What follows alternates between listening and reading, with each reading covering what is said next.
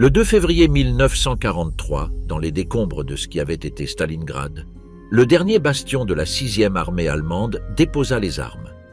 La bataille la plus sanglante de l'histoire européenne avait consumé 233 jours. À ce moment-là, environ 93 000 soldats allemands et de leurs nations alliées marchaient vers la captivité soviétique. Parmi eux, entre 5 000 et 6 000 allaient retourner vivants en Allemagne de l'Ouest. Le reste mourut dans les camps, pendant les marches, dans les hôpitaux de campagne improvisés des steppes. La question qui persiste, avec toute sa brutalité arithmétique, est de savoir ce qui est arrivé exactement à ces hommes durant les 12 années qui s'écoulèrent entre leur capture et le dernier retour en 1956. La réponse n'est ni simple ni unique. Il y eut des prisonniers qui moururent du typhus dès les premières semaines. Il y en eut d'autres qui collaborèrent avec leurs ravisseurs et enregistrèrent des proclamations radiophoniques depuis Moscou. Il y eut des généraux qui témoignèrent à Nuremberg, des officiers qui rejoignirent l'armée de l'Allemagne communiste et un maréchal qui passa ses dernières années dans une villa de la RDA. Il y eut également un manuscrit littéraire confisqué par le NK5D et redécouvert dans les archives du FSB 70 ans plus tard. Et il y eut surtout le silence de ceux qui revinrent et ne pouvaient pas ou ne voulaient pas parler. Stalingrad ne fut pas seulement une bataille. Ce fut le point où la guerre sur le front de l'Est changea de sens, et les hommes qui y survécurent portèrent ce changement dans leur corps pendant des décennies. Le terme allemand pour désigner ceux qui revinrent de la captivité soviétique, Heimkehrer, n'a pas de traduction parfaite en français. Littéralement, c'est « celui qui rentre à la maison ». Mais le mot porte en lui tout le poids de ce que ce retour a coûté et de l'incomplétude de ce retour. L'ampleur du désastre. Combien en resta-t-il debout? Lorsque l'opération Uranus referma l'encerclement le 23 novembre 1942, entre 260 000 et 300 000 hommes se retrouvèrent pris au piège dans le Kessel, la poche. Le nombre exact demeure un sujet de débat parmi les historiens, car la 6e armée avait absorbé des unités d'appui, des troupes d'autres nationalités et du personnel administratif difficiles à comptabiliser avec exactitude. Durant les 70 jours d'encerclement, avant la reddition, entre 80 000 et 100 000 soldats périrent au combat, de froid et de faim. 40 000 autres blessés graves furent évacués par voie aérienne au cours des dernières semaines du siège, alors que le couloir aérien fonctionnait encore.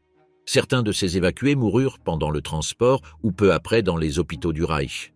Lorsque le maréchal Friedrich Paulus se rendit le 31 janvier et que les dernières poches de résistance tombèrent le 2 février, environ 91 000 hommes restaient debout. D'autres calculs portant ce chiffre à 93 000.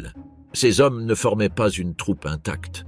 Ils vivaient depuis des mois dans des conditions extrêmes, des températures de 40 degrés au-dessous de zéro, des rations qui étaient tombées à 200 grammes de pain par jour les dernières semaines, aucun carburant pour les véhicules, aucun médicament pour les blessés, revêtus des uniformes d'été avec lesquels ils étaient arrivés en Russie en juin 1942.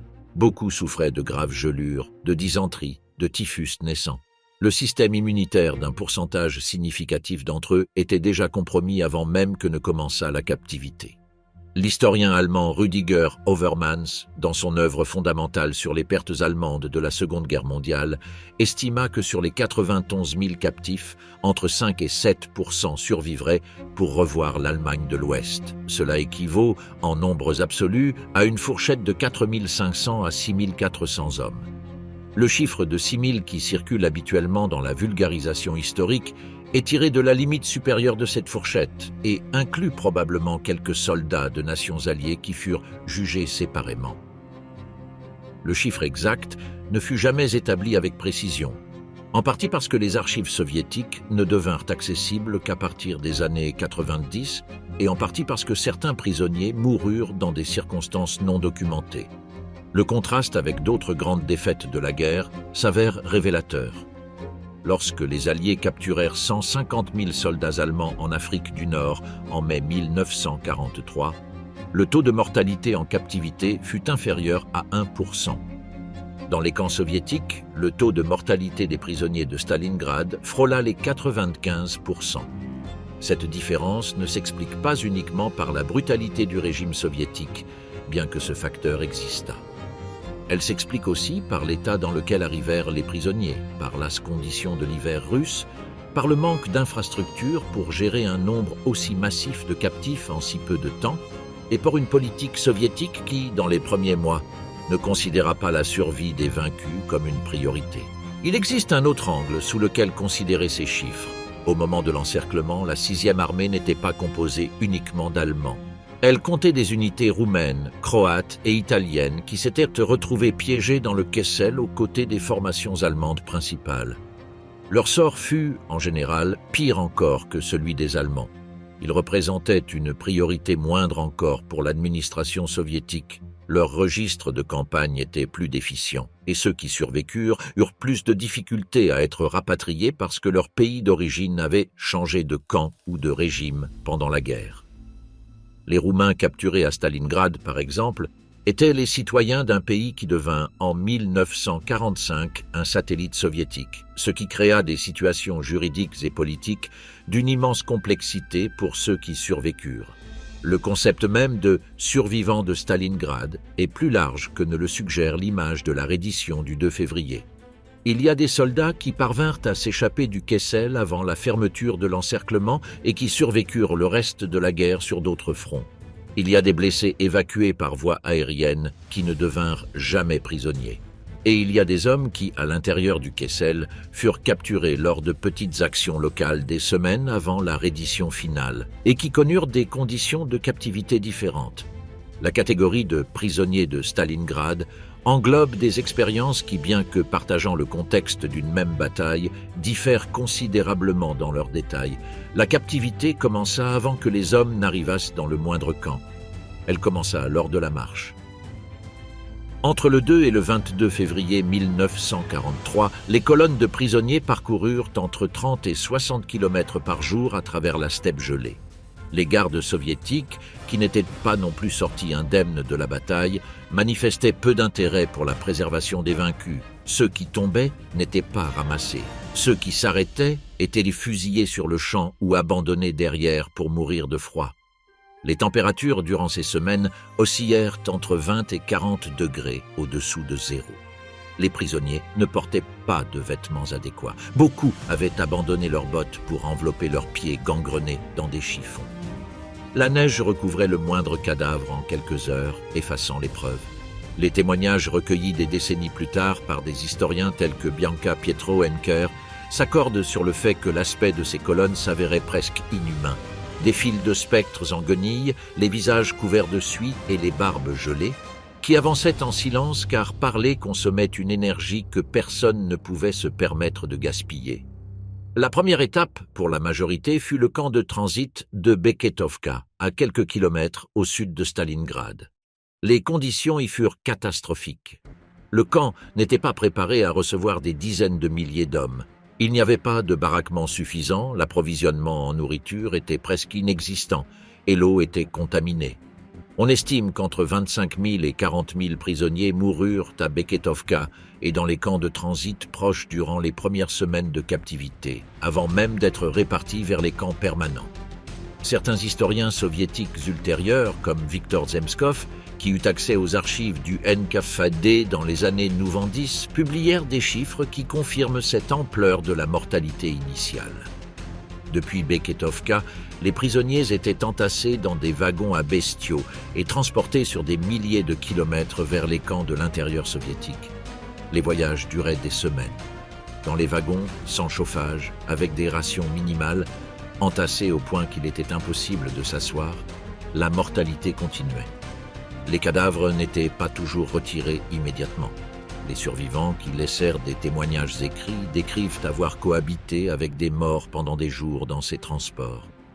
Une donnée illustre la vitesse de la mortalité. Sur les environ 91 000 hommes capturés, on calcule qu'entre 40 000 et 50 000 moururent avant d'atteindre les camps de destination permanents. En l'espace de 3 mois après la reddition, la 6e armée avait perdu plus de la moitié de ses captifs sans qu'intervînt le moindre combat. Le traitement des gardes soviétiques lors des marches ne répondait pas à un plan systématique d'extermination, mais à une combinaison de négligence, d'épuisement personnel, de ressentiment et, dans certains cas, de sadisme individuel. Les gardes étaient eux aussi sortis d'une bataille extrêmement dure. Beaucoup avaient perdu des compagnons et des proches dans la guerre que les Allemands avaient apportés dans leur pays. Que cette situation générât de la brutalité envers les vaincus n'est pas surprenant, bien que ce ne soit pas justifiable. Ce qui s'avère significatif, c'est que les ordres de ne pas tuer les prisonniers existaient et ne furent pas toujours respectés. Il existe des preuves documentaires de fusillades de prisonniers invalides qui contrevenaient aux instructions du commandement soviétique. Les témoignages des survivants des marches partagent certains détails récurrents que les chercheurs ont identifiés comme des caractéristiques de l'expérience. Le son du craquement de la neige sous des milliers de pieds, le silence absolu de colonnes qui avaient renoncé à parler, les corps de ceux qui étaient tombés la nuit précédente visibles sur les côtés du chemin, et le froid comme une douleur physique constante qui, avec le temps, cessait de faire souffrir et se transformait en une insensibilité plus terrifiante encore. L'un des survivants, le lieutenant Heinz Schröter, décrivit des décennies plus tard que ce qui le perturba le plus ne fut pas la souffrance de la marche, mais l'indifférence qu'il développa envers ceux qui tombaient à ses côtés. L'anesthésie morale comme mécanisme de survie. Le choc de la captivité possédait également une dimension d'incrédulité que les survivants décrivaient de manière récurrente dans leurs récits. Jusqu'au dernier jour de l'encerclement, beaucoup de soldats avaient conservé la conviction que l'armée de secours arriverait, que Hitler n'abandonnerait pas la 6e armée. La reddition ne fut pas seulement une défaite militaire, mais l'effondrement d'un système de croyances qui avait soutenu les hommes pendant des semaines de souffrance extrême. Ceux qui passèrent du côté de la captivité le firent dans de nombreux cas dans un état de dissociation psychologique. Le corps marchait, tandis que l'esprit n'avait pas encore assimilé ce qui s'était produit. La composition sociale des prisonniers offrait une carte de la société allemande de l'époque. Il y avait des paysans bavarois et des ouvriers de la Ruhr, des étudiants d'université mobilisés avant la fin de leurs études et des artisans d'âge moyen ayant des enfants à la maison. Il y avait de fervents nazis et de simples conscrits qui n'avaient jamais possédé la moindre conviction politique. Cette diversité créa des dynamiques de coexistence complexes dans les camps, où les différences de classe, de région et de degré d'adhésion au régime se mêlaient à celles de la hiérarchie militaire et de l'état de santé pour créer une société en miniature soumise à des conditions de pression extrêmes. Le système de camp, Hall, en finirent-ils? Les prisonniers de guerre allemands en Union soviétique ne relevaient pas de la juridiction du Goulag, le système de camp pour les criminels et les prisonniers politiques soviétiques, mais du GUP-25+, la direction principale pour les affaires des prisonniers de guerre et internés, une branche indépendante du NKVD. Cette distinction juridique avait en théorie des implications sur le traitement que devaient recevoir les prisonniers. En pratique, durant les premières années, la différence fut presque imperceptible. Le camp le plus important pour les captifs de Stalingrad fut le camp numéro 48 de Tambov, à environ 450 km au sud-est de Moscou. Tambov reçut une proportion significative des survivants des marches et devint l'axe central du système pour ce contingent. Les conditions initiales à Tambov furent dévastatrices. Des baraquements sans isolation pour des températures qui demeuraient extrêmes, des rations insuffisantes, l'absence d'installations sanitaires adéquates. D'autres camps pertinents pour ceux de Stalingrad furent le numéro 7 de Krasnogorsk, près de Moscou, où furent reclus les officiers du rang le plus élevé et où plus tard serait fondé le Comité national pour une Allemagne libre. Le camp numéro 62 de Souzdal, également destiné aux officiers. Et une constellation de camps dans les Ourals, en Sibérie occidentale et en Asie centrale, où furent répartis les sous-officiers et les simples soldats.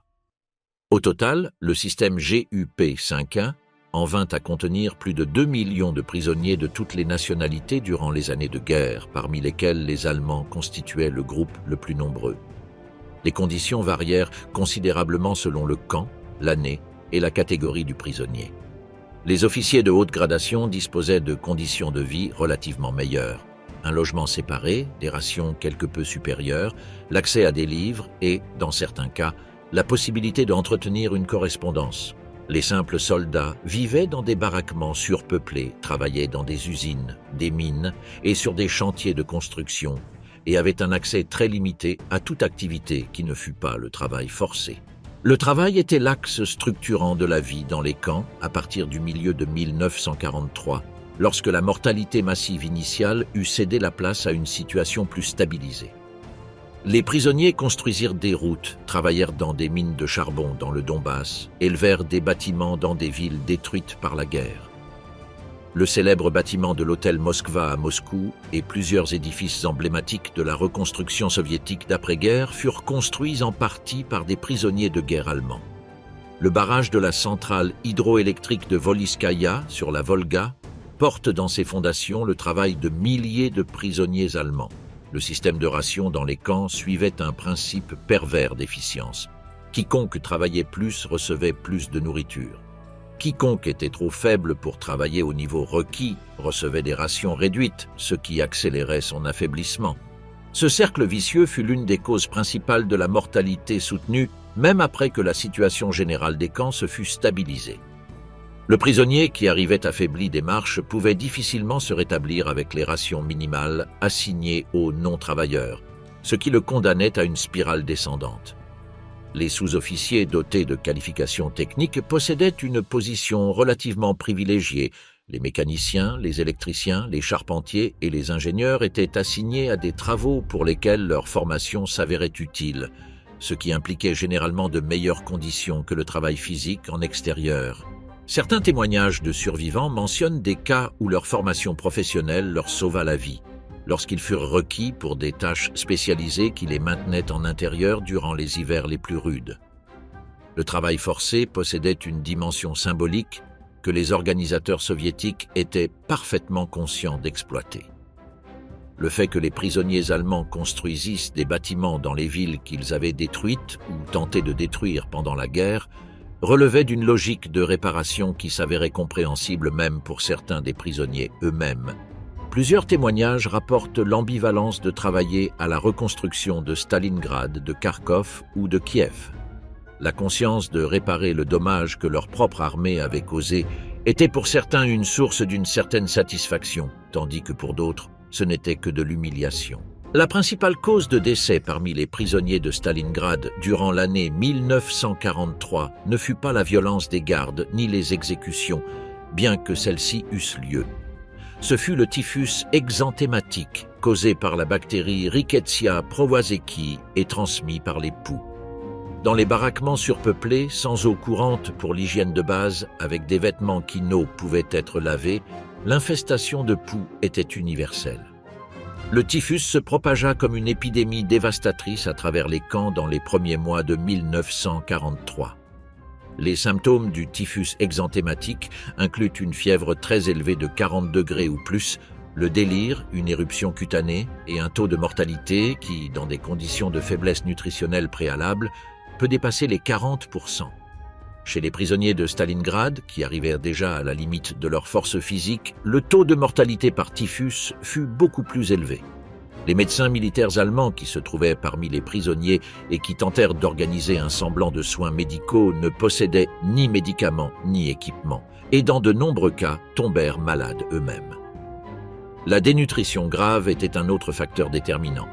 Les médecins soviétiques qui soignaient dans les camps utilisaient le terme de dystrophie du 3e degré pour décrire le stade terminal de la dénutrition, lorsque l'organisme a consommé toute sa masse grasse et commence à dégrader la protéine musculaire, y compris le muscle cardiaque. La dystrophie du 3e degré était essentiellement une sentence de mort dans le contexte des camps, où il n'y avait pas de moyens pour une nutrition de récupération adéquate. Au typhus et à la dénutrition s'ajoutait la dysenterie, favorisée par la contamination de l'eau et des conditions sanitaires déficientes. La combinaison des trois pathologies chez des organismes déjà affaiblis produisait une mortalité que les documents du NK7D enregistrent avec une froideur bureaucratique remarquable. Dans certains camps, durant les mois de janvier à avril 1943, entre 2 et 5% des prisonniers mouraient chaque semaine.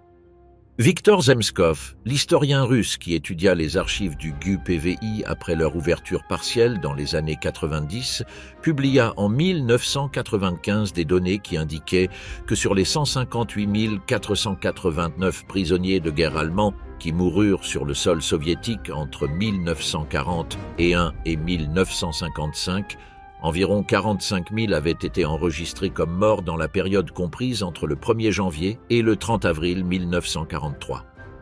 Cela représente près de 29% de tout l'os décès allemand en 10 ans de captivité, concentré en 4 mois. La mortalité descendit significativement à partir de l'été 1943 pour plusieurs raisons. Les plus faibles étaient déjà morts, laissant un groupe de survivants doté d'une plus grande résistance physique. Les rations s'améliorèrent légèrement à mesure que la situation militaire soviétique se stabilisa et que les priorités logistiques changèrent. On introduisit quelques mesures d'hygiène de base pour endiguer le typhus. Et le travail dans les camps commença à s'organiser de manière plus systématique, ce qui impliquait aussi un intérêt accru de l'administration soviétique à maintenir en vie une main-d'œuvre qui s'avérait économiquement précieuse. Entre 1944 et 1945, le taux de mortalité dans les camps allemands descendit à des niveaux qui, bien qu'encore élevés en termes absolus, n'étaient plus catastrophiques. La cruelle paradoxe est que la survie des prisonniers devint plus probable précisément au moment où l'on exigeait d'eux le plus de travail, car ce travail justifiait économiquement leur entretien. Les prisonniers qui survécurent aux 17 premiers mois possédaient une probabilité raisonnablement élevée de survivre le reste de la captivité. Le profil des victimes de la mortalité massive de 1943 n'était pas aléatoire. Les premiers à mourir furent ceux qui arrivaient les plus affaiblis, ce qui tendait à correspondre à ceux qui possédaient le moins de masse corporelle préalable, les hommes les plus maigres, les plus jeunes et l'os plus vieux. Paradoxalement, les soldats de constitution robuste possédaient des réserves de graisse qui agissaient comme un amortisseur durant les premières semaines d'inanition. Ce facteur explique en partie pourquoi la mortalité fut proportionnellement plus élevée chez les soldats les plus jeunes que ce que l'on aurait pu attendre. Les médecins allemands prisonniers qui tentèrent de documenter la situation sanitaire se heurteront à un problème méthodologique insoluble. Ils ne possédaient pas d'instruments de diagnostic. L'os registre de cause de décès qu'ils tenaient était informel et dépendait de l'observation clinique sans support de laboratoire. Et les autorités soviétiques n'autorisaient pas toujours l'accès au baraquement des malades graves. Les rares rapports médicaux qui survécurent, généralement parce que les médecins les emportèrent avec eux lors de leur retour, constituent des documents historiques d'une valeur immense sur les pathologies présentes, bien que leur portée statistique soit nécessairement limitée. Le Comité national pour une Allemagne libre. En juillet 1943, alors que l'on mourait du typhus et de dénutrition dans les camps, une réunion aux caractéristiques inhabituelles se tenait à Krasnogorsk. Entre le 12 et le 13 juillet 1943, un groupe d'officiers allemands prisonniers, de communistes allemands exilés en URSS et de représentants du Parti communiste soviétique fondèrent le Nationalkomitee Freies Deutschland, le Comité national pour une Allemagne libre. L'événement fut retransmis par radio dans toute l'Allemagne. L'organisation poursuivait un but propagandiste évident: convaincre les soldats allemands que la guerre était une cause perdue et que déposer les armes constituait l'option rationnelle. Ces appels, diffusés depuis Radio Moscou, n'en appelèrent pas à l'antifascisme idéologique, mais à des arguments pragmatiques. La guerre est perdue, Staline a promis que les soldats qui se rendraient seraient bien traités et pourraient retourner chez eux. Ces arguments s'avéraient, dans une large mesure, mensongers quant au traitement, bien que la fin de la guerre vint leur donner raison. Parmi les fondateurs du comité figuraient certains noms qui allaient devenir significatifs dans l'histoire ultérieure. Wilhelm Pieck, vétéran communiste qui serait le premier président de la RDA, participa à la constitution de l'organisme du côté de l'exil. Le poète et dramaturge Erich Weinert fut élu président du comité.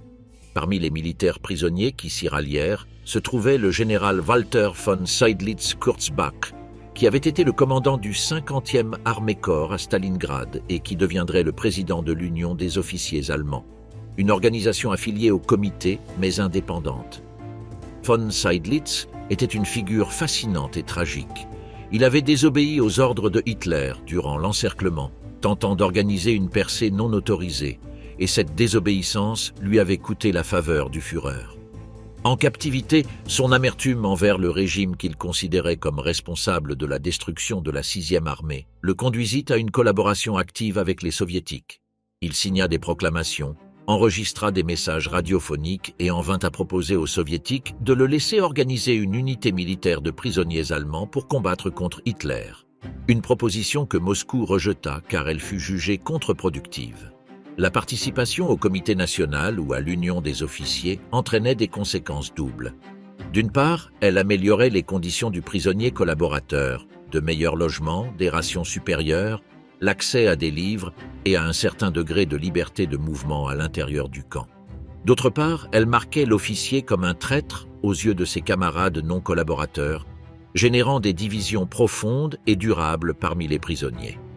Certains de ceux qui refusèrent de collaborer décrivent dans leurs mémoires l'hostilité qu'ils éprouvaient envers ceux qu'ils considéraient comme des renégats. Ceux qui collaborèrent argumentaient que leur objectif était d'accélérer la fin de la guerre et de minimiser les pertes. L'impact réel du comité national sur la conduite des soldats allemands au front fut probablement minime. Les appels radio étaient ignorés pour la plupart ou reçus avec scepticisme. Les proclamations jetées depuis les avions sur les positions allemandes étaient utilisées comme papier hygiénique selon les témoignages de multiples vétérans. L'importance du comité ne fut pas militaire mais politique. Il fut l'embryon de la future élite dirigeante de l'Allemagne de l'Est, le noyau de cadres communistes et de sympathisants qui retourneraient dans la zone soviétique d'occupation avec des lettres de créance forgées en captivité. Le comité national posséda également une dimension moins visible mais significative, celle d'un réseau de renseignement. Parmi les prisonniers qui participaient à ces activités se trouvaient des informateurs du NKVD qui faisaient rapport sur les attitudes et les commentaires de leurs compagnons. Ce système de surveillance interne était connu et suspecté par beaucoup de prisonniers, ce qui ajoutait une couche de méfiance à toutes les relations à l'intérieur des camps. On ne pouvait parler librement sans calculer si l'interlocuteur était un informateur, ce qui fragmentait la solidarité de groupe précisément au moment où elle s'avérait la plus nécessaire. Les survivants qui laissèrent des témoignages écrits décrivent ce climat de suspicion comme l'un des aspects les plus corrosifs de la vie dans les camps, plus dommageable à certains égards que les privations physiques. L'influence du comité national sur la vie quotidienne des prisonniers non collaborateurs était fondamentalement négative. Ceux qui se refusaient à participer ne se privaient pas seulement des bénéfices matériels que la collaboration entraînait, mais ils faisaient aussi l'objet d'une pression sociale de la part des activistes du comité, qui les accusaient de mettre en péril la survie collective par leur résistance. Cette pression adoptait diverses formes, depuis l'argument selon lequel l'attitude anti-nazie était la seule rationnelle pour des hommes qui voulaient survivre, jusqu'à des menaces plus voilées sur les conséquences d'une réputation d'irréconciliable face aux autorités du camp. Pour comprendre l'expérience des prisonniers, il est nécessaire d'aller au-delà des statistiques de mortalité et de décrire la texture de leur existence quotidienne. La vie dans les camps était, en premier lieu, une négociation constante avec la faim. Les rations officielles fixées par le NKVD étaient calculées pour maintenir en vie un travailleur effectuant un travail physique modéré. En pratique, elles dépendaient du fait que le camp reçût ou non ses allocations complètes, ce qui n'arrivait pas toujours, et du fait que l'administration locale détourna une partie des fournitures, ce qui se produisait fréquemment. L'aliment central était l'ekchi, une soupe de choux que les prisonniers allemands apprirent à préparer en d'infinies variations selon les ingrédients disponibles. Du pain noir de seigle, de la bouillie de sarrasin appelée kasha, et parfois du hareng salé complétaient le régime de base.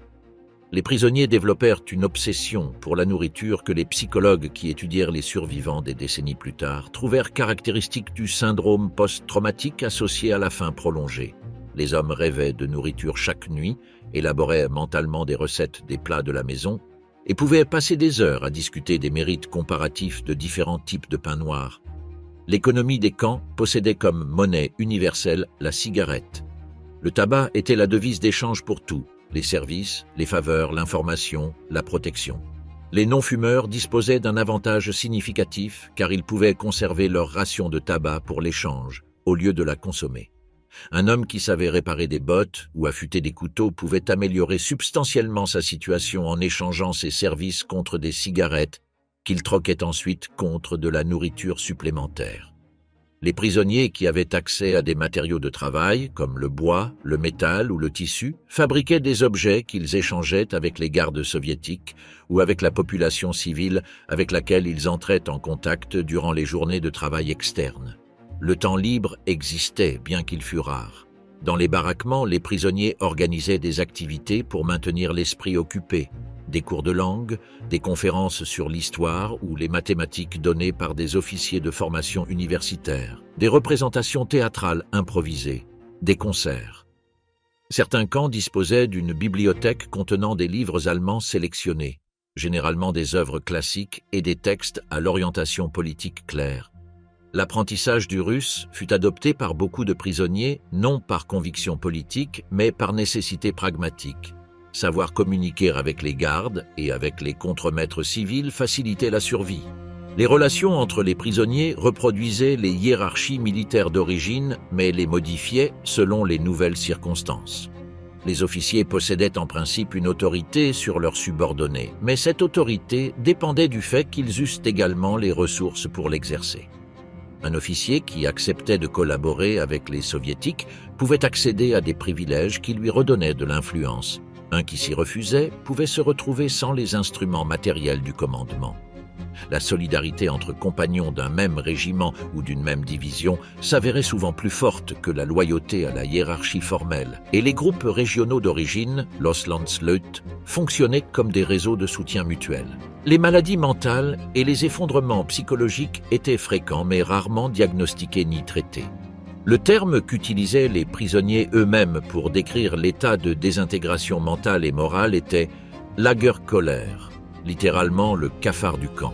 Il se manifestait sous forme d'apathie profonde, d'incapacité à se lever le matin, d'abandon des routines d'hygiène minimales et parfois d'épisodes de violence ou de comportements erratiques. Ceux qui sombraient dans le Lagerkoller possédaient des probabilités de survie bien inférieures à celles de ceux qui parvenaient à maintenir un but quotidien, si petit fût-il. La dimension religieuse de la vie dans les camps est un aspect que l'historiographie tarda à aborder avec l'attention qu'il mérite. Une proportion significative des prisonniers allemands étaient chrétiennes pratiquantes, et l'impossibilité d'accéder à des services religieux réguliers fut vécue par beaucoup comme une privation supplémentaire. Dans certains camps, des services religieux informels furent organisés, menés par des prêtres ou des pasteurs qui se trouvaient parmi les prisonniers. Les autorités soviétiques tolérèrent ces pratiques de manière variable.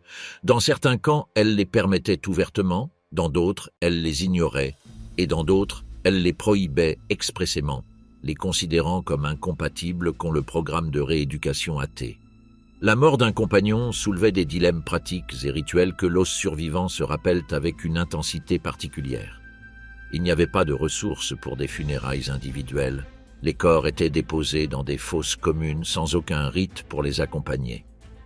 Pour des hommes élevés dans une culture qui attribuait une grande importance aux rites funéraires, la perspective de mourir dans ces conditions et d'être enterré de cette manière constituait l'une des dimensions les plus perturbantes de la captivité.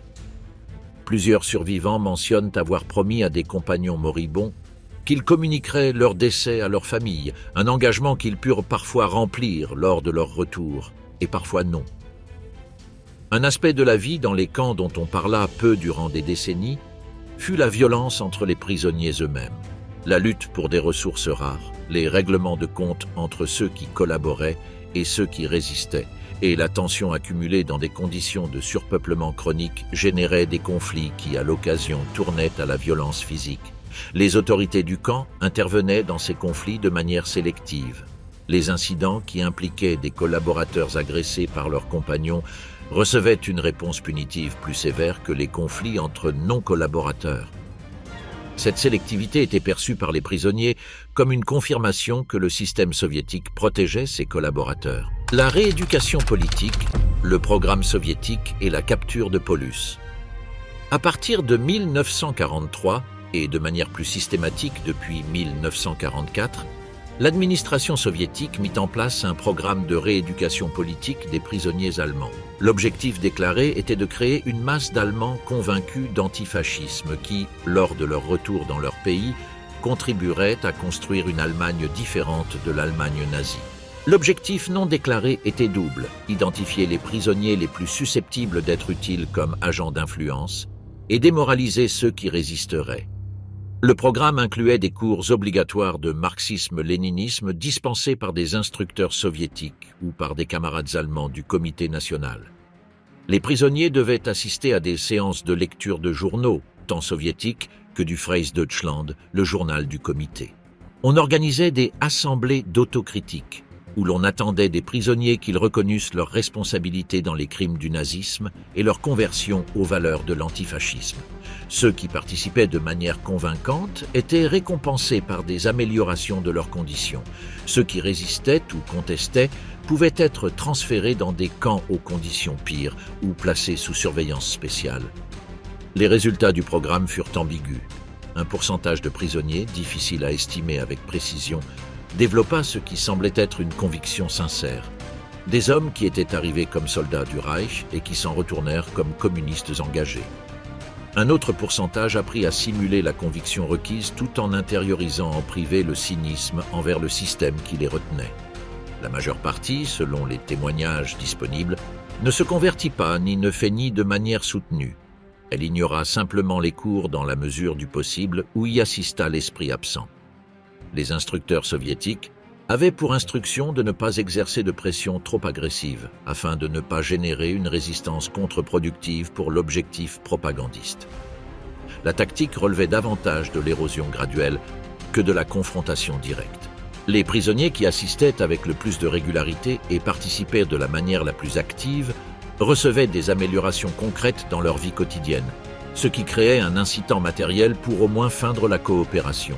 Avec le temps, certains de ceux qui avaient commencé à participer pour des raisons purement pragmatiques développèrent des positions plus sincèrement critiques envers le régime qu'ils avaient servi. Le programme de rééducation eut un effet significatif sur la configuration de l'élite politique de la RDA. Plusieurs des prisonniers qui passèrent par les camps et participèrent activement au comité national ou à des activités politiques organisées retournèrent dans la zone soviétique d'occupation avec des carrières politiques déjà dessinées. Ces hommes possédaient des lettres de créance antifascistes que leurs compatriotes de l'Ouest ne pouvaient réclamer, et ces lettres de créance leur ouvrirent des portes dans le système du SED, le Parti socialiste unifié d'Allemagne. La rééducation produisit, dans un nombre réduit mais significatif de cas, des conversions qui se maintinrent durant toute la vie. Des hommes qui étaient arrivés dans les camps comme nationaux-socialistes convaincus ou comme simples suiveurs du courant dominant dans l'Allemagne des années 30 devinrent de véritables marxistes. L'expérience de la captivité, avec son inversion totale des rapports de force, sa dépendance absolue envers le collectif pour survivre, et son exposition forcée à des récits alternatifs sur la guerre et l'État, créa des conditions propices à un changement idéologique qui, dans des circonstances normales, eût été improbable. Les prisonniers qui rejetèrent activement le programme politique et maintinrent publiquement leurs convictions furent, dans certains cas, transférés vers des conditions de confinement plus sévères. Mais il existe aussi des témoignages montrant que la résistance, lorsqu'elle était collective et organisée, pouvait s'avérer efficace. Des groupes de prisonniers qui s'accordaient entre eux sur une réponse uniforme de non-participation créaient une masse critique qui s'avérait plus difficile à gérer pour les organisateurs du programme. La solidarité de groupe, qui dans d'autres circonstances constituait une stratégie de survie, fonctionnait également comme un bouclier face à la pression idéologique. Friedrich Paulus fut capturé le 31 janvier 1943, le jour même où Hitler l'éleva au rang de maréchal, une promotion que beaucoup interprétèrent comme un signal implicite indiquant que l'on attendait de lui qu'il se suicidât plutôt que de se rendre. Paulus ne se suicida pas. Il fut transféré à Moscou, où il fut longuement interrogé par des officiers du renseignement soviétique, puis dans une villa de la banlieue de la capitale, où il fut confiné dans des conditions de vie comparativement bonnes. Durant la première année de captivité, Paulus se montra réticent envers toute forme de collaboration. La défaite l'avait laissé dans un état d'abattement profond, aggravé par des problèmes de santé. Il rejeta les invitations à se joindre au Comité national pour une Allemagne libre, argumentant qu'un officier de son rang ne pouvait agir contre le gouvernement auquel il avait prêté serment de fidélité tant que ce gouvernement demeurait debout. L'attentat du 20 juillet 1944 contre Hitler modifia la position de Paulus de manière fondamentale. La nouvelle qu'une partie de l'armée avait tenté d'assassiner le Führer sembla le libérer de l'obligation de fidélité qu'il avait invoquée pendant 18 mois. 3 jours après l'attentat, le 8 août 1944, Paulus signa une proclamation anti-nazie et rejoignit formellement le Comité national. Sa déclaration fut diffusée par radio sur les fronts allemands et eut un impact propagandiste considérable, bien que son effet sur la conduite des soldats demeura limité. D'août 1944 jusqu'à la fin de la guerre, Paulus collabora activement avec les soviétiques. Il rédigea des proclamations, participa à des émissions de radio et fournit au commandement soviétique des informations détaillées sur les structures de commandement allemandes et les dispositifs de défense qu'il connaissait de sa position antérieure. Il n'est pas clair jusqu'à quel point ces informations furent militairement utiles en 1944 à 1945, étant donné que Paulus n'avait plus accès à un renseignement actualisé depuis plus d'1 an. L'action de Paulus la plus marquante sur le plan historique fut sa comparution comme témoin au procès de Nuremberg le 11 février 1946. Paulus témoigna sur la planification et l'exécution de l'invasion de l'Union soviétique, confirmant qu'il avait existé une planification systématique de la guerre d'agression et que les hauts commandements de l'armée en avaient été conscients et y avaient activement participé. Son témoignage fut dévastateur pour plusieurs des accusés assis sur le banc et fut reçu avec stupeur par les prévenus qui ne s'attendaient pas à voir apparaître le maréchal. Après Nuremberg, Paulus retourna en Union soviétique, où il demeura jusqu'en 1953. Cette année-là, après la mort de Staline, il fut autorisé à se rendre en RDA, où il vécut à Dresde avec son fils jusqu'à sa mort le 1er février 1957, exactement 14 ans après la chute de Stalingrad. Durant ces années à Dresde, Paulus écrivit ses mémoires, accorda des entretiens et maintint un profil public modéré. Il n'essaya pas de retourner en Allemagne de l'Ouest, où il aurait fait face à d'éventuelles accusations pour ses activités de collaboration. Le séjour de Paulus en RDA fut observé avec attention tant par Moscou que par Bonn. Pour les soviétiques et leurs alliés en RDA, sa présence possédait une valeur de symbole de l'antifascisme tardif et de rappel vivant de la défaite allemande. Pour la RFA, elle représentait un inconfort. Paulus n'était pas un prisonnier retenu contre sa volonté, mais un homme qui avait choisi de résider dans le système communiste. Les déclarations qu'il faisait depuis Dresde sur la responsabilité allemande dans la guerre étaient reproduites ponctuellement par la presse du bloc oriental et constituaient une source d'irritation pour les autorités de Bonn, qui ne pouvaient simplement les ignorer, étant donné le rang de l'homme qui les émettait. La veuve de Paulus, Elena Constance Rosetti Solescu, était morte en 1949 en Allemagne de l'Ouest, sans avoir revu son mari depuis son départ pour le front de l'Est en 1942. Paulus n'assista pas à son enterrement et ne put lui dire adieu. C'est l'un des détails les plus crus d'une histoire qui en est remplie. Les derniers prisonniers et le retour en Allemagne. La reddition allemande du 8 mai 1945 ne déclencha pas la libération massive des prisonniers de guerre. Dans les mois qui suivirent, certains furent rapatriés, généralement les plus jeunes, les malades graves et l'os travailleurs sans qualification que le système économique soviétique considérait comme non indispensable. Mais une proportion significative demeura dans les camps pendant des années, soumise à des décisions qui répondaient à des logiques politiques plutôt qu'humanitaires. En 1946, les soviétiques commencèrent à juger des catégories de prisonniers pour crimes de guerre. Les tribunaux militaires soviétiques condamnèrent des milliers d'Allemands, certains pour des crimes réels documentés, d'autres lors de procès qui suivaient des critères plus obscurs. Les condamnations étaient généralement de 25 ans de travaux forcés et les condamnés passaient du système GUP-1 au goulag ordinaire, où ils se retrouvaient mêlés à des prisonniers soviétiques et d'autres nationalités. Vers l'année 1950, la majorité des prisonniers de guerre allemands capturés durant les derniers mois de la guerre avaient été rapatriés. Mais environ 15 000 Allemands demeuraient toujours dans les camps soviétiques, parmi lesquels quelques 10 000 avaient été condamnés par des tribunaux militaires et le reste était retenu pour des raisons diverses. Certains parce qu'ils étaient considérés comme politiquement dangereux, d'autres parce qu'ils détenaient des informations sur des installations militaires soviétiques que les détenteurs ne voulaient pas voir parvenir à l'Ouest, et d'autres simplement parce que la bureaucratie du système continuait à se mouvoir sans urgence particulière. La négociation qui libéra les derniers prisonniers fut l'un des épisodes les plus dramatiques de la première étape de la guerre froide. En septembre 1955, le chancelier Konrad Adenauer se rendit personnellement à Moscou pour se réunir avec Nikolaï Boulganin et Nikita Khrouchtchev. L'objectif explicite était d'établir des relations diplomatiques entre la République fédérale d'Allemagne et l'Union soviétique, des relations qui n'existaient plus depuis la fin de la guerre. L'objectif implicite, et dans la pratique le plus urgent pour l'opinion publique allemande, était d'obtenir la libération des prisonniers qui se trouvaient encore sur le sol soviétique. Les négociations furent tendues. Les soviétiques utilisèrent les prisonniers comme monnaie d'échange dans plusieurs dimensions. Ils voulaient la reconnaissance diplomatique, ils voulaient que la RFA ne s'intégrât pas plus profondément dans l'OTAN et ils voulaient une déclaration qui n'équiparât pas le régime nazi à l'État soviétique comme cause des souffrances infligées aux Allemands. Adenauer céda sur ce qu'il considérait comme négociable et maintint ses positions sur ce qu'il considérait comme irrenonçable. L'accord conclu le 13 septembre 1955 établit que l'Union soviétique libérerait les quelques 10 000 Allemands condamnés par les tribunaux militaires, en plus de tout autre civil ou prisonnier de guerre qui se trouverait encore sur le sol soviétique. En échange, la RFA établirait des relations diplomatiques avec l'URSS.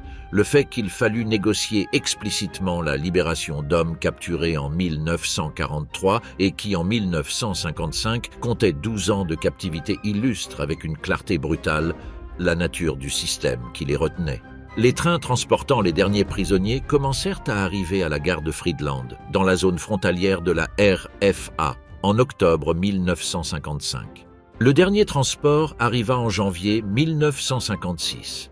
Les scènes à Friedland, documentées par les photographes et les caméras de télévision, constituent certaines des images les plus marquantes de l'Allemagne d'après-guerre. Des hommes d'âge moyen, dont beaucoup étaient repartis au front à l'âge de 20 ans, qui retournaient dans un pays transformé et méconnaissable, auprès de familles qui avaient continué à vivre sans eux pendant 12 ans, auprès d'enfants qui ne se rappelaient pas d'eux ou qui étaient nés après leur capture.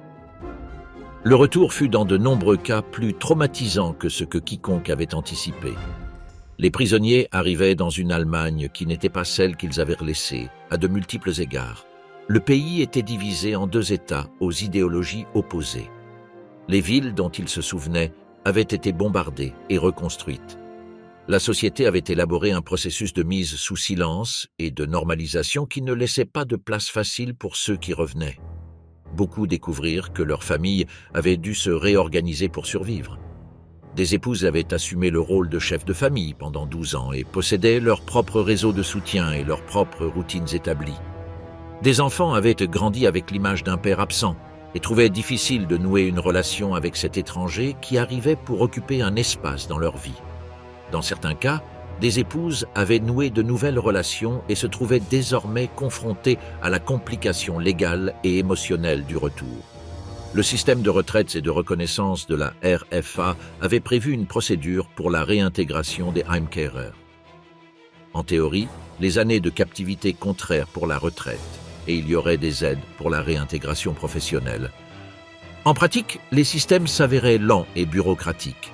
Et de nombreux ex-prisonniers découvrirent que leurs qualifications professionnelles étaient devenues obsolètes ou que les postes de travail qu'ils avaient laissés étaient déjà occupés. Mais le plus grand problème du retour n'était pas économique, mais psychologique.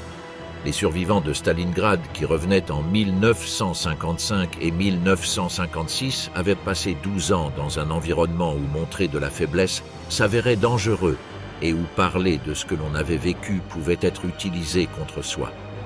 Ils avaient développé des habitudes de silence et de contention qui ne disparaissèrent pas sous le seul prétexte du franchissement d'une frontière. La majorité ne parlait pas de ces expériences, ni avec ses familles, ni avec les psychologues qui tentèrent de les étudier dans les années suivantes. La société allemande des années 50 ne facilitait pas non plus le récit. Le miracle économique était en marche, la prospérité constituait le thème dominant, et il existait un consensus implicite pour ne pas trop fouiller dans le passé récent. Ceux qui revenaient étaient reçus avec soulagement et affection, mais leurs histoires n'étaient pas les bienvenues dans les espaces publics. Le récit officiel tendait à les présenter comme les victimes d'une guerre que d'autres avaient initiée, sans espace pour la complexité de ce que beaucoup d'entre eux avaient fait avant d'être capturés. Une étude psychologique réalisée à la fin des années 50 auprès d'ex-prisonniers de Stalingrad mit en évidence des taux significativement élevés de ce que nous appellerions aujourd'hui le trouble de stress post-traumatique, bien qu'alors le diagnostic n'existât pas sous ce nom. Les symptômes incluaient des cauchemars récurrents, des réactions de sursaut exagérées, l'incapacité à tolérer le bruit ou les espaces clos et une tendance à l'isolement social. Beaucoup des hommes examinés décrivaient ressentir qu'ils n'avaient jamais achevé de revenir, qu'une partie d'entre eux était demeurée en Russie pour toujours. Les hommes qui revinrent en 1955 arrivaient dans une RFA qui avait connu le miracle économique des années 50. Les villes bombardées avaient été reconstruites, les magasins regorgeaient de biens de consommation qui n'existaient même pas dans l'URSS de Staline, le niveau de vie ordinaire s'avérait incomparablement supérieur à celui des camps. Ce contraste, qui aurait dû constituer une source de joie, s'avérait dans de nombreux cas désorientant. Les rapatriés ne savaient comment se mouvoir dans une société de consommation complètement étrangère à tout ce qu'ils avaient vécu pendant 12 ans. Plusieurs des survivants qui laissèrent des mémoires écrites mentionnent la difficulté de parler de leur expérience avec des personnes qui ne l'avaient pas vécue. Le fossé de compréhension ne portait pas seulement sur les faits, mais sur l'échelle et la nature de la souffrance. Quiconque avait séjourné dans les camps possédait des cadres de référence complètement différents pour des concepts tels que le froid, la faim, la peur ou la mort. Tenter de communiquer ces cadres à quelqu'un qui ne les partageait pas générait une sensation de solitude que beaucoup de survivants décrivirent comme plus douloureuse que l'isolement même de la captivité. Le choc culturel du retour possédait également une dimension matérielle concrète. Les hommes qui revinrent en 1955 arrivaient dans une RFA qui avait connu le miracle économique des années 50. Les villes bombardées avaient été reconstruites, les magasins regorgeaient de biens de consumo qui n'existaient même pas dans l'URSS de Staline. Le niveau de vie ordinaire s'avérait incomparablement supérieur à celui des camps. Ce contraste, qui aurait dû constituer une source de joie, s'avérait dans de nombreux cas désorientant. Les rapatriés ne savaient comment se mouvoir dans une société de consommation qui était complètement étrangère à tout ce qu'ils avaient vécu pendant 12 ans. L'homme qui avait appris à évaluer un morceau de pain noir comme un bien précieux se retrouvait dans un supermarché où il existait 20 types de pain et aucun d'eux n'était celui dont il avait rêvé dans le camp. Le problème des témoins sans interlocuteur fut l'une des blessures les plus silencieuses du retour. Les ex-prisonniers qui tentèrent de parler de leurs expériences découvrirent que le vocabulaire disponible s'avérait insuffisant. Les mots qu'ils utilisaient pour décrire ce qu'ils avaient vécu, goulag, camp, dystrophie, lagerkoller, n'avaient pas d'équivalent dans l'expérience quotidienne de leurs interlocuteurs. Lorsqu'ils tentaient de traduire ces expériences en termes plus accessibles, ils perdaient précisément ce qui importait le plus: l'échelle, la durée, la densité de la souffrance. Avec le temps, beaucoup choisirent de ne plus essayer. Le manuscrit perdu de Gerlach. Parmi les hommes capturés à Stalingrad se trouvait un jeune officier nommé Heinrich Gerlach, lieutenant au Panzer Régiment 14, qui écrivit durant sa captivité un roman autobiographique sur la bataille et l'encerclement. L'histoire de ce manuscrit constitue l'un des épisodes les plus extraordinaires de la littérature de guerre du XXe siècle. Gerlach commença à écrire dans les camps soviétiques en utilisant du papier qu'il se procurait de diverses sources. Le roman, qu'il intitula « L'armée trahie », décrivait la bataille et le siège du point de vue d'un officier de rang moyen, avec un niveau de détail qui ne pouvait provenir que d'une expérience directe. Le manuscrit s'étoffa pendant des mois, devenant un document d'une longueur considérable. À un moment donné, en 1944, le NKVD perquisitionna le logement de Gerlach et confisqua le manuscrit. Gerlach fut interrogé sur le contenu du texte que les soviétiques considéraient comme potentiellement subversif car son titre, L'armée trahie, impliquait une critique du haut commandement allemand mais pouvait aussi, implicitement, se lire comme une dénonciation des conditions de captivité. Le manuscrit fut archivé et Gerlach fut transféré vers des conditions de détention plus restrictives. Lorsque Gerlach retourna en Allemagne de l'Ouest en 1950, il tenta de reconstruire le manuscrit de mémoire. Le résultat fut un roman publié en 1957 sous le titre original Die Verratene Armee, qui devint un succès de librairie et fut adapté par la suite au cinéma. Mais Gerlach sut toujours que ce qu'il avait publié n'était qu'une reconstruction imparfaite de ce qu'il avait écrit dans les camps. L'original avait été plus cru, plus spécifique, plus proche de l'expérience réelle. Pendant des décennies, on supposa que le manuscrit original avait été détruit ou s'était perdu dans le chaos des archives soviétiques. Gerlach mourut en 1991 sans l'avoir récupéré.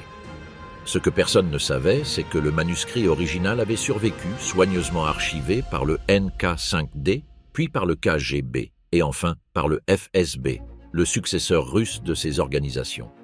En 2012, le chercheur allemand Carsten Gansel, travaillant dans des archives partiellement déclassifiées après la fin de l'Union soviétique, découvrit le manuscrit original de Gerlach parmi les documents du FSB. Le texte, de plus de 500 pages dactylographiées, se trouvait dans un état de conservation remarquable. Gansel se consacra au cours des années suivantes à comparer l'original avec le roman publié, identifiant les différences et les omissions. Le texte original, publié finalement en 2016 sous le titre Durchbruch bei Stalingrad, percé à Stalingrad, s'avéra significativement différent de la version de 1957. L'original se montrait plus explicite dans sa description des crimes commis par les troupes allemandes sur le front de l'Est, plus brutal dans ses portraits des commandants militaires et plus ambigu moralement dans son évaluation du comportement des protagonistes eux-mêmes. La reconstruction de mémoire que Gerlach avait publiée en 1957 avait adouci, consciemment ou inconsciemment, plusieurs des aspects les plus perturbants du texte original. Le cas Gerlach n'est pas unique. Plusieurs autres manuscrits écrits par des prisonniers de Stalingrad furent confisqués par le NK5D et déposés dans les archives soviétiques. Certains d'entre eux sont probablement récupérables dans les archives russes si un chercheur disposant des contacts et des financements adéquats entreprenait une recherche systématique. L'ouverture partielle des archives soviétiques après 1991 a révélé qu'il existe un volume considérable de documentation sur les prisonniers de guerre allemands qui n'a pas encore été étudié en profondeur.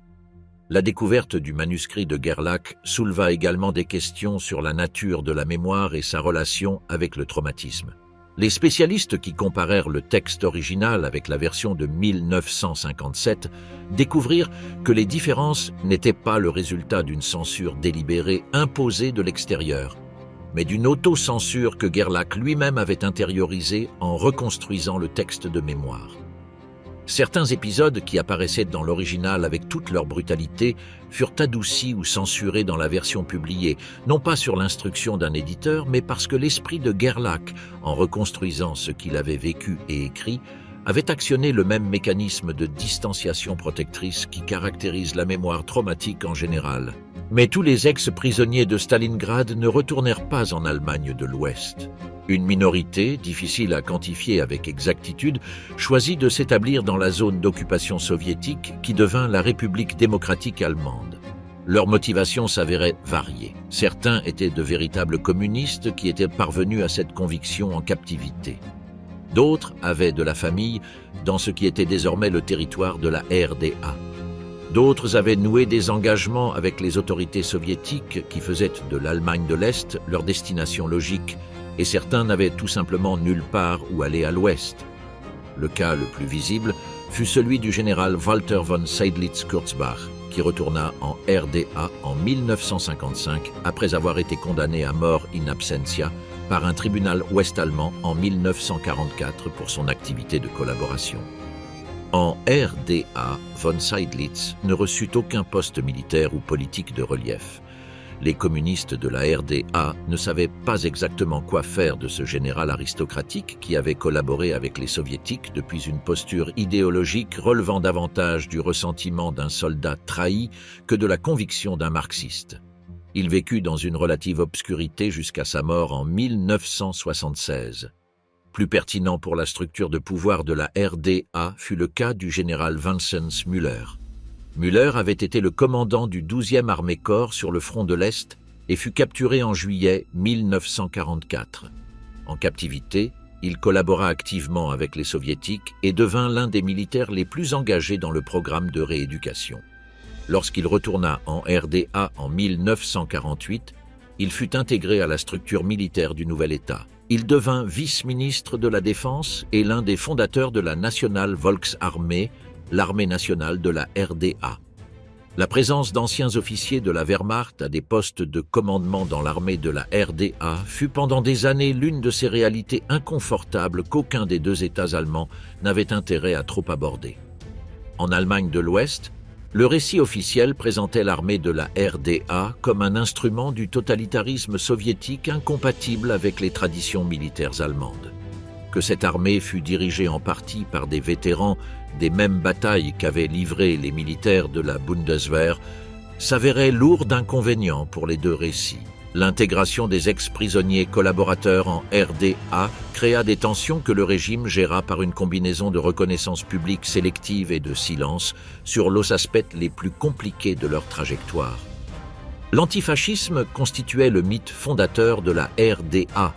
L'État se présentait comme la rupture radicale avec le passé nazi, construite par ceux qui avaient résisté ou rejeté ce passé. Les ex-prisonniers qui s'étaient convertis à l'antifascisme dans les camps soviétiques s'inséraient dans ce récit, à condition de ne pas poser trop de questions sur ce qu'ils avaient été avant leur conversion. Le nombre total de prisonniers de Stalingrad qui s'établirent en RDA ne fut jamais comptabilisé avec précision. Les estimations disponibles suggèrent qu'il s'agit de quelques centaines, peut-être un peu plus d'1 millier si l'on inclut ceux qui arrivèrent lors des différentes vagues entre 1948 et 1956. La majorité d'entre eux mena des vies privées sans relief public. Certains travaillèrent dans l'industrie ou dans l'administration. Quelques-uns devinrent professeurs d'université, transmettant une version de l'histoire de la guerre qui combinait l'antifascisme officiel et l'expérience personnelle de la défaite. Les chiffres finaux, le bilan d'une catastrophe. Établir les chiffres définitifs de ce qu'il est advenu des prisonniers de Stalingrad exige de naviguer entre des sources qui ne coïncident pas toujours, des archives partiellement déclassifiées et des estimations que les historiens spécialisés contestent encore. Ce qui suit est la synthèse la plus précise que permet l'état actuel de la recherche.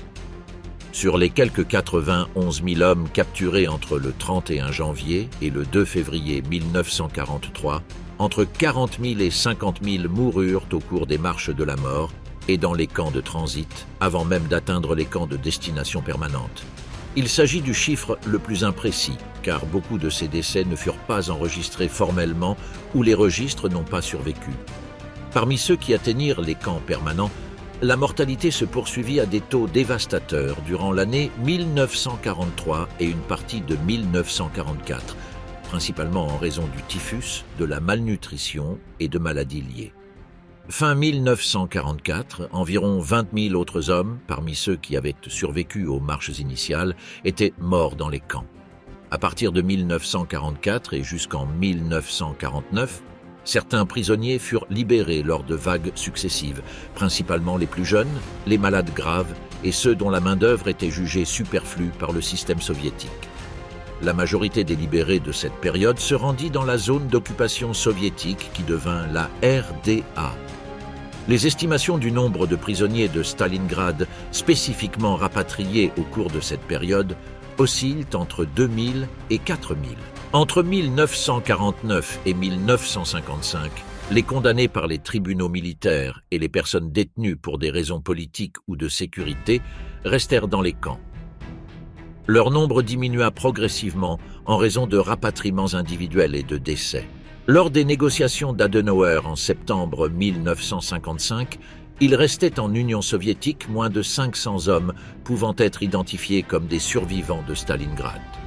Les derniers à arriver en RFA en janvier 1956 achevèrent le processus. Ceux qui avaient été condamnés par les tribunaux militaires soviétiques vécurent les années 1946 à 1955 dans une situation juridique différente de celle des prisonniers de guerre ordinaires. En passant au goulag, ils perdirent leur statut de prisonniers de guerre pour devenir des détenus de droit commun d'un système qui conservait toute la dureté de l'ère stalinienne. Certains d'entre eux furent affectés aux camps les plus reculés de l'Arctique ou de la Sibérie orientale, où les conditions étaient si extrêmes que la mortalité resta élevée, même parmi des hommes ayant survécu aux premières années de captivité. L'amnistie soviétique de 1953, décrétée après la mort de Staline, toucha certains condamnés allemands, mais pas tous. La définition des personnes couvertes répondait à des critères que les fonctionnaires eux-mêmes interprétaient de manière incohérente. Certains hommes libérés en 1953 furent de nouveau arrêtés peu après sous des accusations reformulées. L'incertitude juridique dans laquelle vivaient les condamnés durant ces années constituait en soi une forme de supplice. Ils ne savaient jamais avec certitude si la prochaine décision administrative allait les libérer ou les enfoncer davantage. Le calcul final, sur 91 000 capturés, environ 5 000 à 6 000 retournèrent dans leur pays d'origine. Parmi eux, entre 4 000 et 5 000 se rendirent en RFA et le reste en RDA en Autriche, ainsi que dans d'autres nations dont les citoyens avaient été incorporés dans les rangs de la 6e armée. Le taux de mortalité en captivité s'éleva à environ 94%, le plus élevé jamais enregistré pour un contingent de prisonniers de guerre occidentaux dans un conflit du XXe siècle. Le cas des prisonniers de Stalingrad ne peut se comprendre indépendamment du contexte plus large de la guerre sur le front de l'Est. Cette guerre fut, dès son déclenchement en juin 1941, une guerre d'anéantissement planifiée. Les camps du Reich, où s'entassaient des millions de prisonniers soviétiques au cours de l'hiver 1941 à 1942, connurent une mortalité d'une ampleur comparable à celle de Stalingrad. La différence réside dans le fait que, du côté allemand, ce résultat répondait à une politique d'extermination explicite, tandis que dans le cas des prisonniers soviétiques aux mains des Allemands, cette intention délibérée existait bel et bien. Ce contexte n'atténue en rien ce qui arriva aux prisonniers de Stalingrad, mais il l'inscrit dans une logique de réciprocité de la violence que la guerre sur le front de l'Est avait établie dès le premier jour. Les soldats qui marchèrent vers la captivité soviétique en février 1943 étaient aussi les soldats qui avaient participé, directement ou indirectement, à la guerre de conquête et d'extermination qui avait dévasté l'Union soviétique depuis juin 1941. La complexité morale de cette réalité contribue à rendre cette histoire si difficile à raconter sans tomber dans des simplifications qui trahissent la vérité des faits. Pour contextualiser ce chiffre, parmi les prisonniers de guerre allemands capturés par les puissances occidentales, États-Unis, Grande-Bretagne et France, moins de 1% mourut. Parmi ceux capturés par les soviétiques sur l'ensemble des fronts pendant toute la guerre, environ 35% périrent.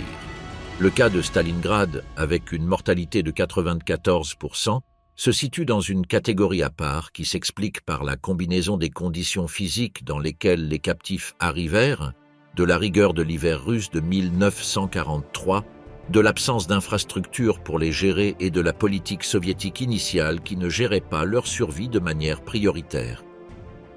Autre perspective comparative. Lorsqu'on examine la totalité de la guerre sur le front de l'Est, les prisonniers soviétiques aux mains des Allemands connurent un taux de mortalité proche de 58%, résultat d'une politique délibérée d'extermination par la faim et le travail. La mortalité des prisonniers de Stalingrad est supérieure à ce chiffre, mais cela n'en fait pas le résultat d'une politique plus bienveillante. Cela découle du fait que beaucoup moururent avant même d'être enregistrés comme prisonniers, et que l'intention soviétique initiale concernant leur survie n'était en aucun cas planifiée ni systématique. La mémoire de Stalingrad en Allemagne s'est construite en strates successives qui reflètent les évolutions de la sensibilité historique de chaque époque. Dans les années 50, un récit de victimation prédomina. Les soldats de la 6e armée étaient présentés principalement comme des victimes de Hitler, de l'hiver russe, des circonstances. Leur propre responsabilité en tant qu'exécuteurs d'une guerre de conquête et d'anéantissement passait au second plan. Ce récit trouva une expression littéraire et cinématographique. Le roman de Théodore Plivier, Stalingrad, publié en 1945 et écrit en partie depuis son exil soviétique, fut l'un des premiers à offrir un portrait brutal et dénué d'héroïsme de la bataille. Die Verratene Armee de Gerlach, publié en 1957, apporta la perspective de l'officier qui ne trouva aucune justification dans la défaite. Le film Stalingrad de 1959, réalisé par Frank Wisbar, fut vu par des millions d'Allemands et fixa des images de la souffrance des soldats qui perdurèrent dans l'imaginaire collectif. L'historiographie académique tarda davantage à remettre en question ces récits. C'est dans les années 80 et surtout 90 que les historiens commencèrent à examiner avec plus de rigueur la responsabilité des soldats de la 6e armée dans les crimes commis sur le front de l'Est avant la bataille de Stalingrad. L'exposition « Crimes de la Wehrmacht », qui parcourut l'Allemagne entre 1995 et 1999 avec un impact et une controverse énormes, aborda directement la participation de l'armée régulière aux crimes de guerre et à la politique d'anéantissement. Lors du 60e anniversaire de la bataille, en 2003, le débat en Allemagne était déjà plus complexe qu'au cours des premières années d'après-guerre. Des historiens spécialisés comme Jörg Echternkamp avaient publié des études analysant tant la souffrance des prisonniers que la responsabilité des bourreaux. Les cérémonies de commémoration incluaient à la fois la reconnaissance de la souffrance allemande et la mention explicite des crimes commis par les troupes allemandes en Union soviétique. En Russie, la bataille était et reste un élément central de la mémoire nationale. Le nom de la ville devint Volgograd en 1961 dans le cadre du processus de déstalinisation impulsé par Khrouchtchev. Mais l'identité historique de Stalingrad demeure si forte qu'en 2013, pour le 70e anniversaire de la bataille, le Parlement de la ville vota pour que la cité reprenne le nom de Stalingrad durant les jours de commémoration. Le débat sur le nom est le symptôme de tensions plus profondes sur la manière dont la Russie se souvient de la Seconde Guerre mondiale et sur le rôle qui occupe Staline. Le film allemand Stalingrad de 1993, réalisé par Joseph Vilsmayer, marqua une nouvelle approche cinématographique qui se distinguait de ses prédécesseurs à plusieurs égards. Sa représentation des soldats allemands ne les idéalisait pas et ne les présentait pas comme des victimes innocentes, mais montrait des hommes ordinaires pris au piège de circonstances extraordinaires, incluant à la fois la souffrance et la complicité. Il fut vu par plus de 5 millions de spectateurs en Allemagne et exporté dans plusieurs pays, devenant une référence cinématographique sur la bataille, encore utilisée aujourd'hui dans les programmes éducatifs. En Russie, la mémoire de Stalingrad a servi successivement différents desseins politiques. Avec l'effondrement de l'Union soviétique en 1991, il y eut une période de révision historique qui inclut une reconnaissance plus large de la souffrance soviétique pendant la guerre, y compris des victimes de la répression stalinienne qui moururent également sur ce front. Dans la Russie qui suivit, Stalingrad a retrouvé sa fonction de symbole de la résistance nationale, invoquée dans des contextes allant des discours officiels à la culture populaire. La Société d'entraide des anciens combattants et prisonniers de Stalingrad, fondée en RFA dans les années 50, fut pendant des décennies le principal organisme documentant les témoignages des survivants et faisant pression sur le gouvernement allemand pour qu'il n'oublie pas ceux qui se trouvaient encore dans les camps soviétiques. À l'arrivée du dernier transport en 1956, la société transforma sa fonction. D'organisme de pression politique, elle devint la gardienne de la mémoire. Le dernier grand rassemblement comptant une présence significative de survivants directs eut lieu au début des années 90. En l'an 2000, il restait en Allemagne moins d'une centaine de survivants de Stalingrad identifiés et la majorité d'entre eux avaient entre 80 et 90 ans. Le processus de deuil des familles allemandes pour les disparus de Stalingrad présenta des caractéristiques particulières qui le distinguaient du deuil des soldats tués au combat. Lorsqu'un soldat mourait au front, la famille recevait une notification officielle et il y avait un moment de conclusion, aussi douloureux fut-il. Les disparus en captivité soviétique restèrent dans un limbe pendant des années. Vivant dans un camp reculé, peut-être morts en un point indéterminé, impossibles à pleurer définitivement. Certaines familles nourrirent pendant des années des espoirs qui s'avérèrent infondés. D'autres reçurent des nouvelles des décennies plus tard, lorsque l'ouverture des archives permit de localiser des registres de décès. Ce deuil interrompu puis repris, parfois à des générations de distance, constitue l'une des blessures les plus invisibles de Stalingrad. Les traces qui demeurent, archives, tombes et questions sans réponse. Sur les champs de bataille de ce qui fut Stalingrad et dans un rayon de dizaines de kilomètres alentour, les archéologues et les chercheurs de dépouilles continuent de trouver des ossements. Des décennies après la fin de la guerre, le terrain restitue encore des fragments des combats. Le Volksbund Deutsche Kriegsgräberfürsorge, l'organisation allemande pour le maintien des cimetières militaires à l'étranger, gère depuis les années 90 les exhumations et l'enterrement des restes allemands, identifiés ou non. Le cimetière allemand de Rossochka, situé à environ 50 km au nord-ouest de Volgograd, a été inauguré en 1999 après des années de négociations entre le gouvernement allemand et les autorités russes. Dans ces parcelles reposent plus de 50 000 soldats allemands, bien que la majorité des tombes contiennent de multiples corps non identifiés ou soient simplement marqués d'une date approximative de décès. Les croix métalliques noires s'étendent sur un paysage de steppe plate qui ne rappelle en rien les cimetières militaires d'Europe occidentale, avec leurs rangées ordonnées de tombes blanches. Le paysage de Rossochka semble fait pour transmettre l'échelle de ce qui s'est joué là-bas. Les archives russes demeurent la plus grande source inexplorée d'informations sur les prisonniers de Stalingrad.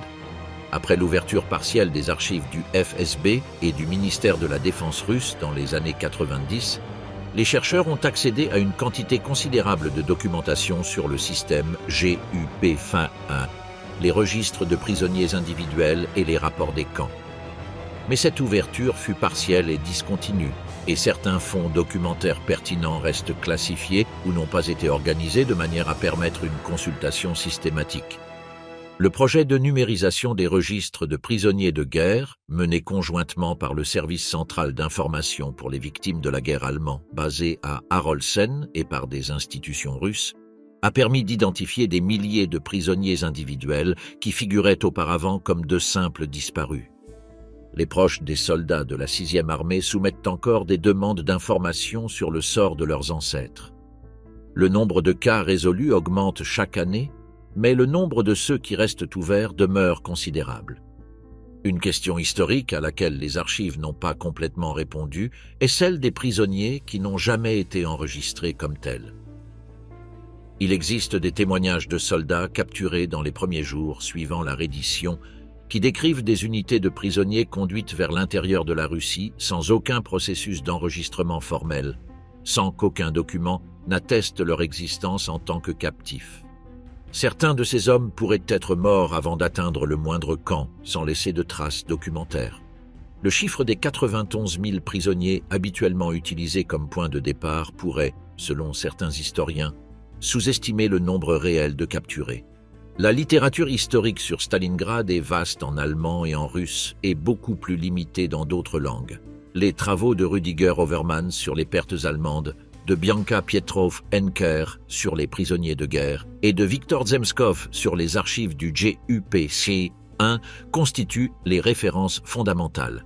L'ouverture des archives russes dans les années 90 a permis de vérifier et, dans certains cas, de corriger les estimations qui circulaient depuis des décennies, fondées principalement sur les témoignages de survivants. Ce que les archives ont confirmé, c'est que les estimations précédentes avaient été globalement exactes dans leurs ordres de grandeur, bien qu'erronées sur des détails spécifiques. Dans les archives du FSB à Moscou repose le manuscrit original de Heinrich Gerlach, aujourd'hui publié, mais il s'y trouve également d'autres documents que personne n'a encore lus, des lettres confisquées, des journaux intimes, des dépositions prises lors des interrogatoires, des dossiers médicaux des camps. Ce sont les voix d'hommes qui, pour la plupart, n'ont plus de descendants pour les réclamer, écrites dans une langue que la majorité des archivistes russes ne lisent plus, sur des événements qui s'éloignent chaque année davantage de toute mémoire directe. Les études d'ADN menées sur les restes exhumés ces dernières années ont permis d'identifier certains soldats qui étaient répertoriés comme disparus depuis des décennies. Lorsque ces identifications surviennent et sont notifiées aux proches, généralement les petits-enfants ou arrière-petits-enfants du soldat en question, l'impact est imprévisible. Certains le reçoivent comme une conclusion, d'autres comme la réouverture d'une blessure qu'ils croyaient cicatrisée. Dans certains cas, les familles choisissent de ne pas être informées. La distance générationnelle modifie la nature du deuil sans pour autant en éliminer la présence. Il reste une question à laquelle la documentation disponible ne peut pas répondre et qui n'aura peut-être jamais de réponse. Qu'est-il advenu des milliers de prisonniers qui sont morts au cours des premiers mois et dont les noms n'apparaissent sur aucun registre? Ce sont des hommes que le système administratif des camps n'a pas eu le temps d'enregistrer parce qu'ils sont morts avant d'être classés ou dont les documents ont été perdus dans le chaos des premiers mois de 1943. Leurs familles ont reçu la notification « disparu au combat » et beaucoup n'en ont jamais su davantage. Le nombre exact de ceux qui sont revenus importe moins que le nombre, infiniment plus grand, de ceux qui sont restés sans nom dans cette terre. Les débats universitaires sur Stalingrad ne se limitent pas à l'Allemagne et à la Russie. Dans les pays dont les soldats ont combattu au sein de la 6e armée et dont les prisonniers ont subi la même captivité, l'intérêt historiographique s'est manifesté plus tard. En Roumanie, en République tchèque, en Slovaquie, en Autriche, la recherche sur les propres nationaux ayant été à Stalingrad n'a commencé sérieusement qu'après 1989, lorsque l'accès aux archives soviétiques et la possibilité de parler librement de la guerre ont produit un révisionnisme historique qui se poursuit encore aujourd'hui. Les derniers travaux de synthèse sur les prisonniers de Stalingrad revêtent nécessairement un caractère multinational que les premières décennies de recherche, centrées presque exclusivement sur la perspective allemande, ne pouvaient pas avoir.